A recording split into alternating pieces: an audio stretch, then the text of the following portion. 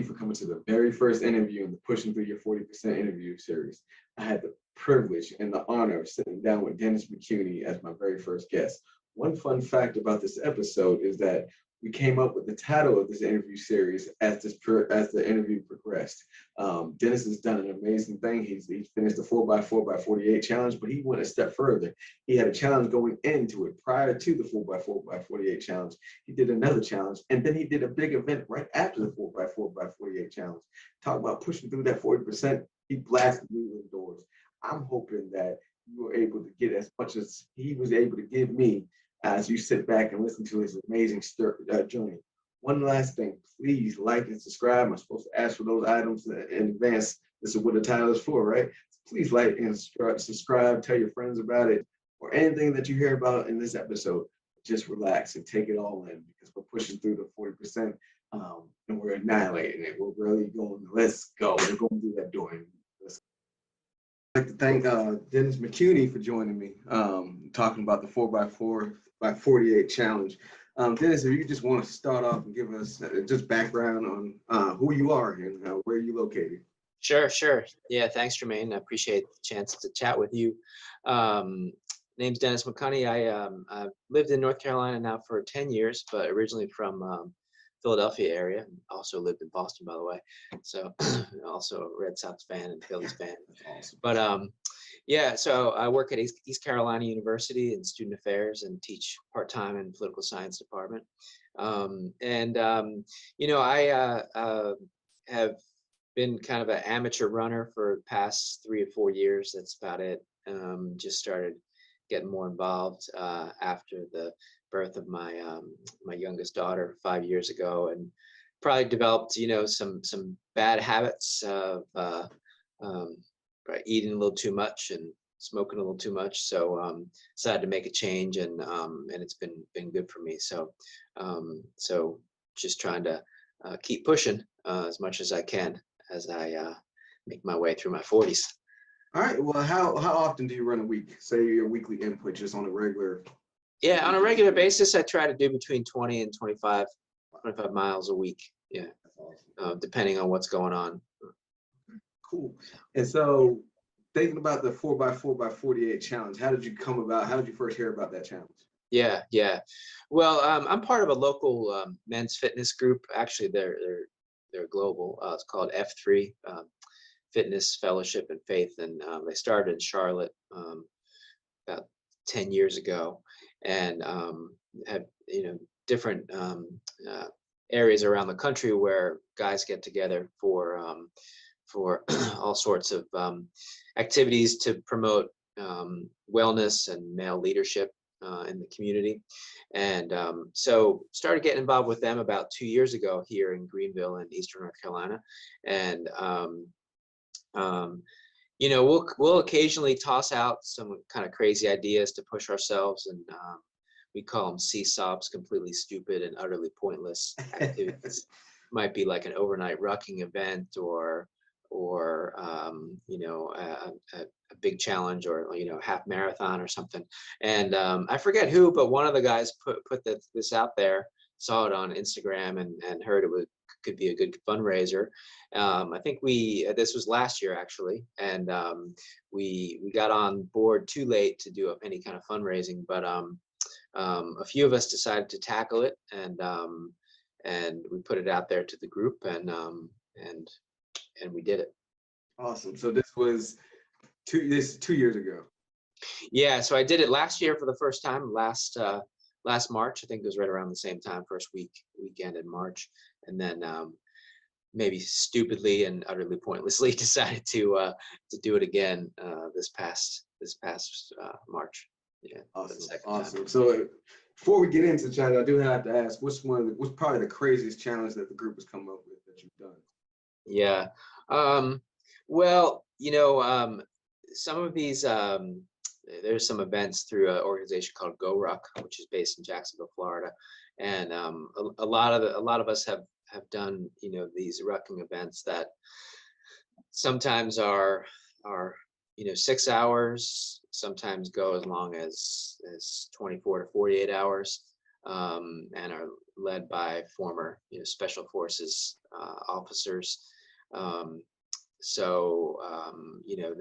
These rucking events are pretty intense. And so we've done these through Go Ruck, that company, and then also have done some kind of on our own, kind of a simulation. So it might be, carrying a 200-300 pound log through the forest at 4 a.m. or something, or crawling through a stream, or those kinds of, just things that are meant to be more of a mental than physical challenge, especially when there's sleep deprivation. But at the end, when you come through it, after being significantly uncomfortable, then it pushes you ultimately to do the harder thing, as Goggin says, and you kind of overcome some limits, right, that you think you may have been faced with in the first place. That I think that's alluding to that. So that would be your motivation for doing these challenges. Yeah, definitely. I mean, I think I try to challenge myself as best I can, as often as I can, within reason. But yeah, I think there's something to be said for pushing yourself to where you might be really doubting yourself. And certainly I questioned, probably in the Goggins challenge, after leg 5, why the hell am I doing this, and trying to juggle family stuff and everything else on a weekend. But it's like this thing of that I think about Goggins saying it, that when you feel tired, you're probably only a certain percentage of tiredness, right? That you can go that much more. And there's something that's intriguing about that, I think, about this mind over matter concept that is fascinating, I think. And I think it exposes you, creates this kind of level of vulnerability, so to speak, right? Where you're able to kind of get in touch with another side of yourself, right? So it might mean, why, or speak to why, you might break down a little bit, or shed some tears at the finish line or something like that, right? Because it puts things in a different perspective. That's awesome. And I think it, speaking, I know you were saying you were student affairs, that can translate to your job, because it's, a lot of times we're both in the higher education field. A lot of times we're here to develop our students, and then going through that, you understand that, pushing beyond your comfort zone is a good thing. And especially at that age when they're so young and kind of scared to push that limit, but just pushing them enough, but having that experience you're going through yourself to see, hey, it does work. Once you get past this limit, you feel a whole much better. I think that was my motivation, was the actual 40% rule. When someone says, what's your motivation? I said, Goggin said 40, we only use 40% of our capabilities. And I'm trying to, now, like you said, I'm at 40 now. So I don't know what it is about age 40, but I'm at the point now where I'm trying to just test that theory at any cost. So any type of challenge, like you see sleep deprivation, and that, I think that really is the big one for me. Yeah, and I don't know about you, but like for some of those, 1 a.m. or 5 a.m. runs, I mean, I was hallucinating a little bit, like where I'd see a mailbox in the neighborhood and think it was somebody out for a walk or something, and I had to do a double take. And I was paying attention to the Barkley marathons this past weekend, down in Tennessee, and supposedly one of the hardest ultra marathons that exists, right? And there's a story about somebody getting lost in the woods and started asking for directions from a trash can that he saw in the state park, but that's like after, I don't know, 48 hours of constant running over 100 miles in the woods, right? So that kind of thing is fascinating, and it's real. The sleep deprivation is real. So I guess you could compare them now. What was your preparation going into the first time you ran the challenge and the second time you ran the challenge? Yeah, well, honestly, like I probably shouldn't have done it the first time, thinking about my prep, because I kind of came to it late and was a little bit nonchalant about it, and thinking like, oh, that's not that hard, right? I mean, it's just 4 miles. But I read something that, the 4 miles is, it's not enough where you can just sort of do an easy long run, right? And you can't do a sprint, right? Because it's long enough to prevent you from doing a full out sprint to get it over with. And you also don't want to walk it, or ideally you don't want to walk it because you got another run coming up in less than 4 hours, right? And you need time to recover and eat and all that, and sleep. So there's this psychological part of it. But the first time around, I don't think, we just kind of jumped in and honestly didn't do a whole lot of prep other than like, our regular weekly miles. This year, a few of us right at the beginning of January decided to do 75 hard, which you may have heard about. Yeah. By Andrew Fazella. And, I had been curious about that just because, I'd hoping to cut down on alcohol and also lose a few pounds here and there. And I was just kind of curious about it. And so started that, and I probably lost, I don't know, 10, 11 pounds through that program. And so that I think really helped in terms of endurance and, overall fitness this year. Yeah. Awesome. So how was did you strategize like your nutrition and any carb loading or anything like that prior to the running it? Yeah, a little bit of carb loading, but for my diet for 75 hard, I had really cut back on processed sugars and tried to just do high protein, high veggies. So I really stuck with that, but I made sure that I had a couple subs handy that I could just eat whenever and there. That's easy food, and protein shakes, and protein powder ready. I think last time I probably didn't eat enough. I probably rested too much. And also with 75 hard, you're doing a gallon of water a day, which is hard at first, but I'm really thankful for that because I think the first time I did this, I was fairly dehydrated, more than I needed to be. And this time I was not, right? So that up in that water intake, and doing more electrolytes and tailwind and noon was really good for me too, because I get headaches easily. I'm a pretty salty sweater, I think, so that prevented the headaches and kept my hydration levels up. Awesome.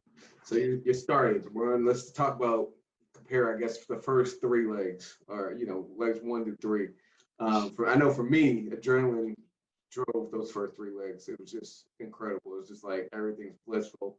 I finally started the challenge, and here I am. How does that experience work for you on both times? Yeah, completely agree. And I had varied it up a little bit with routes and with some different friends here and there, and I think even my third leg was probably like my fastest. Maybe part of it is I want to get it done, but was also running with some faster people, and that kind of surprised me. So yeah, it feels a little easy at first, ish, right? Because you got that energy going. And what was your schedule? Did you do the Goggin schedule, or did you all have a different time schedule? What like start time? No, I couldn't start until 5 a.m. on Saturday, so I started then, and then so I guess my last run was 1 a.m. Monday morning, late Sunday night, right? Yeah. So and then I had a few meetings at work the next day, but I kind of took it easy. I took it easy and took some vacation time that next day. Yeah. So I think you mentioned leg 5. Let's talk about leg 5. I guess that's the first time that any type of not adversity, but a change between the previous legs. How does leg 5 play in? Yeah. Well, one is, I mean, this year compared to last year, where I live, the weather was much nicer, right? So, and last year it was super cold. This year that leg was really hot, right? So that was the 9 p.m. Yeah, so it was really hot for that first evening run, and had somebody join me for that, come over and join me for that in my neighborhood. And that's the part where, after that run, you're thinking like you'd naturally go to bed for the night, and that for me, like 12:45, that alarm, 12:45 midnight is going to come real fast. And you're starting to get a little bit delusional, right? So it's like, at what point do you start to take a shower or not, or just forget about it? And but I will say though that like that after the fourth leg, I committed, because I had been reading last year that um, you know people decided to do an ice bath, so like get a hot drink and do an ice bath, and I was dreading that, but I made the decision to pick up a few bags of ice after one of my runs, and did that, I think, after my fourth leg, and that really helped. I mean, it sucked, right? It really sucked, but I think that helped with the energy in my legs, and maybe it was more of a placebo thing. I don't know, but and I did that again on the second day, um, you know, probably after the eighth leg or something like that. So that was super helpful. That I'll probably do again. Yeah. Yeah. So up to this point, did you have a rhythm, like you would finish the first four? Would you eat to stay up, or what was in between those first couple of runs? What did that look like for you? Right. Yeah, I definitely eat right away, even if I wasn't feeling like eating. I think my appetite picked up as I went along, definitely.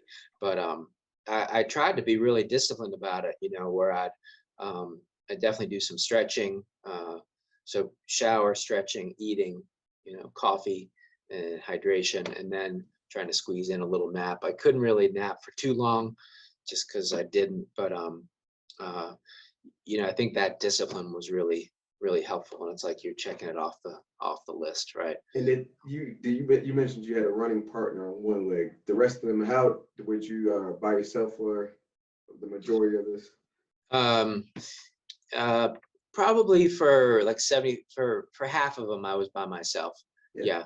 Yeah. And was just kind of on autopilot in my neighborhood, and did the loop that I'm used to, so I didn't have to think about it. Yeah. But actually, I didn't think the last leg, the 1 a.m., the number 12, would I'd want anybody with me, because I wasn't feeling well, and after all those electrolytes, you're just feeling bloated and bogged down and moving really slowly.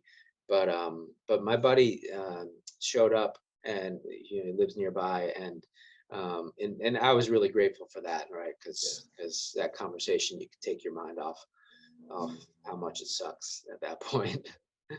Right. All right, so you're at 5. Was there any time as you proceed on towards 12? Was there any doubt ever creep in? Yeah. Well, last year, funny story. My I had made some energy balls last year, to have on standby, and I put some cashews in them. And so my 13-year-old son is allergic to nuts, right?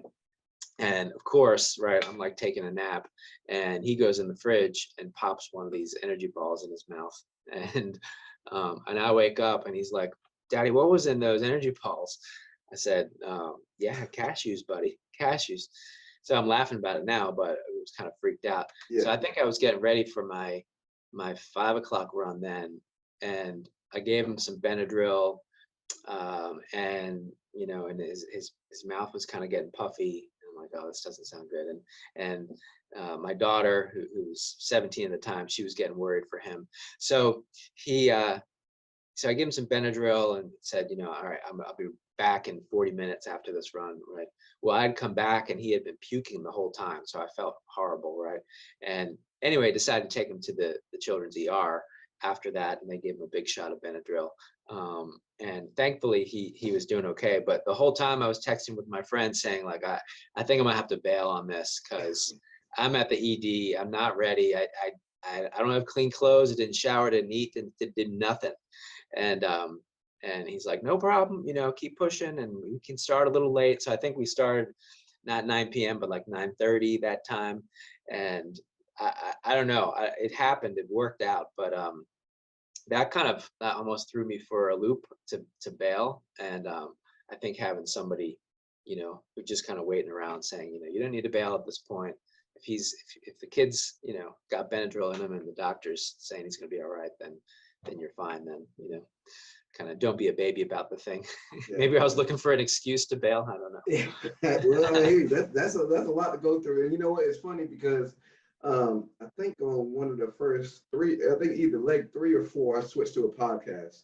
I forgot the name of it right now, but it was a running podcast, and they were talking about longer runs. He said the story's always made within the last 90% of the last 10% of the run.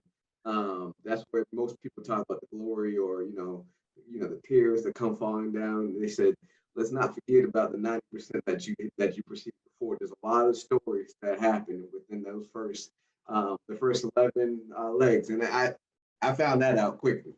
Right. I know some of my legs I had to drive to.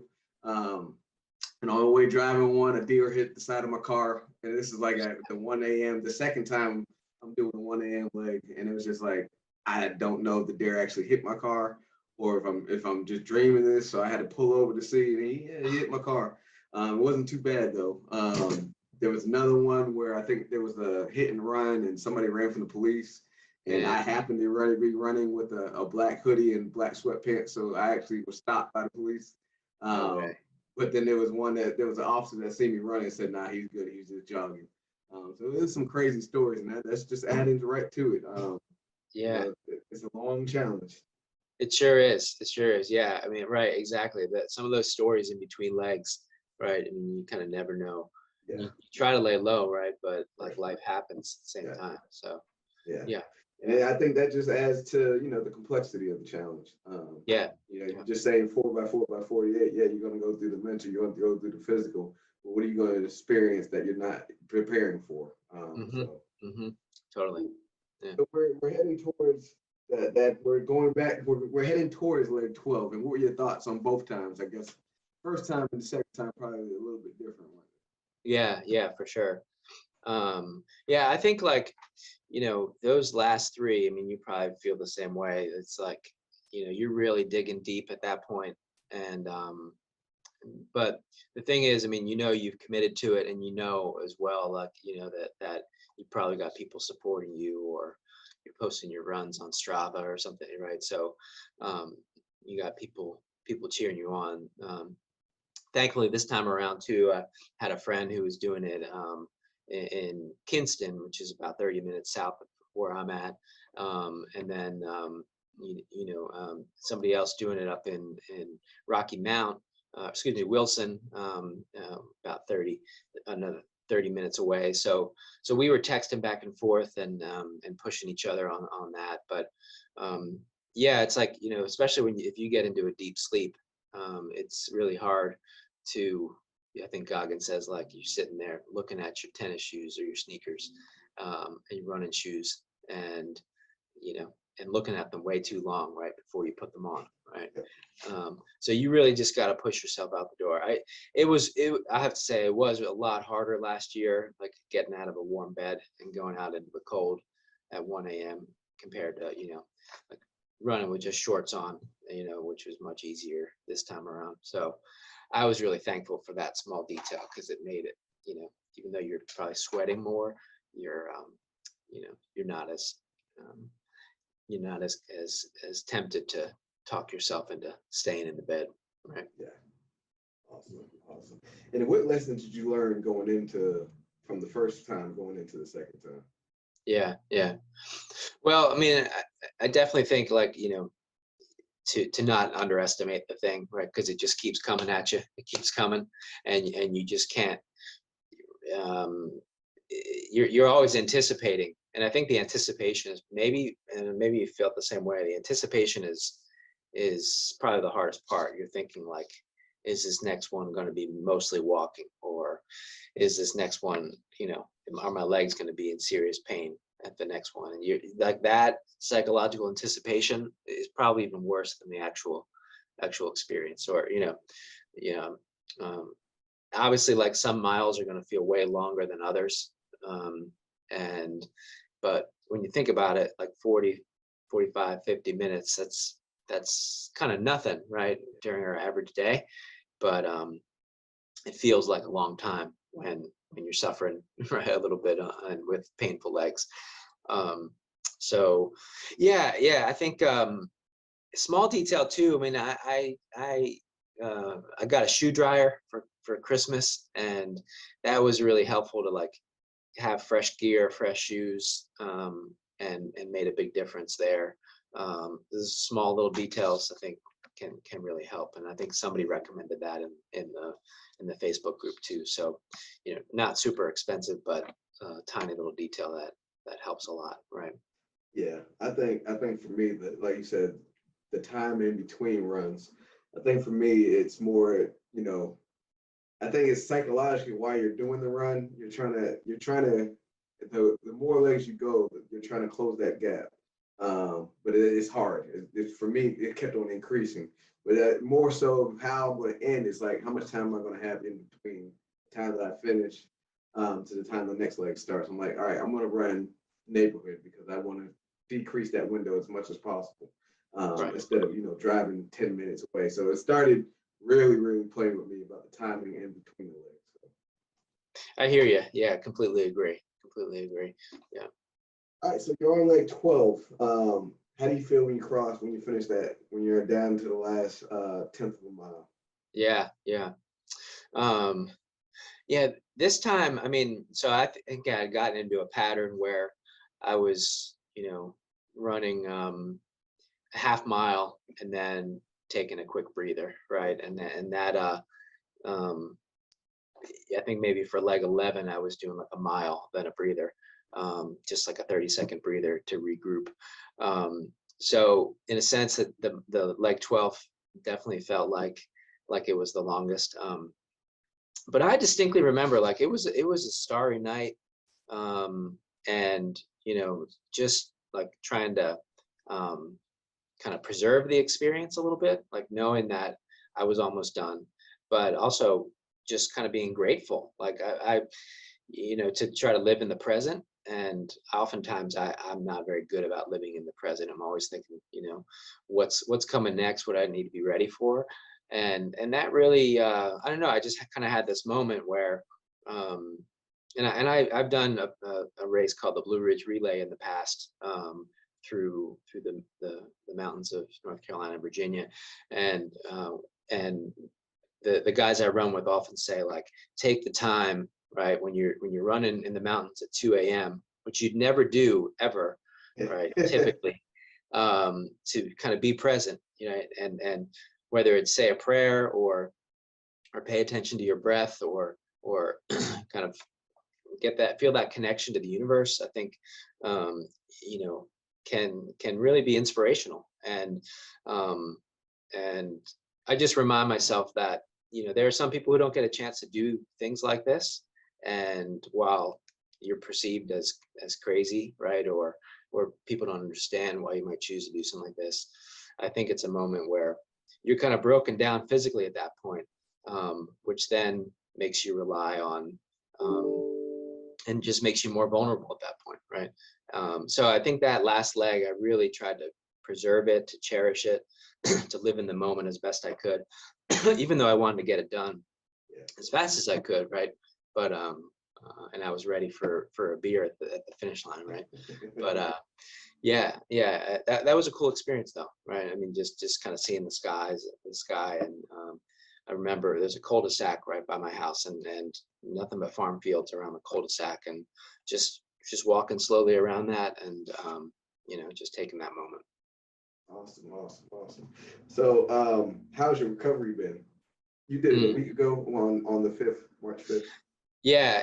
I did a couple cryo appointments afterwards, and then stupidly, bad timing on my part, I signed up for my first trail marathon a week after that. So I did that last Saturday, um, and that was over by you actually, up in Greensboro near Guilford High School, and so bad timing on my part, but I finished that too, and that was rough conditions, and so my legs are kind of trashed at this point. That's But awesome. yeah, it's been some really good. I knew this month would be a long one, but good experiences, and I'm ready. You went from 75 hard to 4x4 by 48 into the trail marathon. Yeah. Oh, Right. Just Mhm. stacking a lot on there. So I know some people will be like, yeah, there's a risk of injury there, and I get that, but I took it easy. I didn't kill myself, but yeah. yeah, but definitely the recovery time is real, and you got to pay attention to that. So I did a few like I said, cryotherapy. Have you ever tried that? That's been that's been Yeah. helpful for me. I do that, and I do the Nomatec, the compression, Yeah. the compression sleeves, and everything like that. But I'm nowhere near you, man. I'm gonna try to be like you, but I'm nowhere Man, near that. The four always by four by accelerating, 40. man. Yeah, this was like the biggest thing I've ever done. Well, I congrats. never done a 5K. That's So huge, man. That's a huge accomplishment. So congrats on that. I Yeah, appreciate it. Like you always said, accelerating. it was a celebration. I felt really good after it, but As you should. yeah, where to go from here? I'm still trying to think. Um, I think I'm just going back down and start going back from ground up, go back down to 5Ks and just work my way up and just try to do this challenge maybe every year, and then try to beat my time in this, because this one by leg 10 I actually had to start walking. I was just like, Mm. my leg would just not, it wouldn't move anymore. And it was, would you say it's more mental or physical challenge? Yeah, I think definitely more mental. Definitely Mental. more mental. Yeah. Yeah. Yeah. Because I think right, like the leg pain makes you doubt yourself. Yeah. The tiredness and the leg pain make you doubt yourself, right? Maybe even like a little bit of boredom too. It's like just so repetitive that Yeah. that you gotta sort of almost be meditative about it, right? Right. Right. I had to Yeah. do one where one leg I did, I think the last leg I did on a treadmill, and I was injured going in because of the treadmill. That's why I try to avoid them as much as possible. Um, but I did that last leg, I think it was a 1 a.m. leg. I ended mine at 9 a.m. So that 1 a.m. leg I did on the treadmill. Hmm. Um, and I want to get the video camera footage from the gym because I know it was brutal. There was one employee in the gym besides myself, and I know I gave her so much entertainment because I'm simply Nice. sitting there on the treadmill, and then I'm just stopping, and I'm Yeah. sitting down at the edge of the treadmill, stretching my legs out, going back.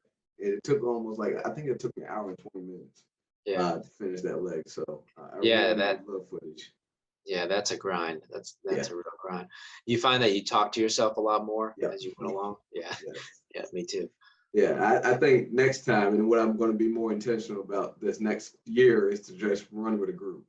It seems like everyone on every page that I'm on, it seems like they had a lot more fun when they were running with a group. There's a lot of more smiles, and I was like, okay, I do appreciate. I'm very appreciative of doing it by myself, Yeah. because I think going through it by yourself, and like you said, having that self doubt and those self conversations about, hey, you got to, let's push that through. You're at the 40% now. You're Right. either going to go home or you're going to go push through. This is why you started it. So what are you going to do? I distinctly remember having that conversation to myself. Right. But I do think there was something about going through it by myself that, I couldn't get with a group. But I do want to experience a group probably next time. So. Hmm. Yeah. Yeah. There's definitely benefits to that too. But right. Right.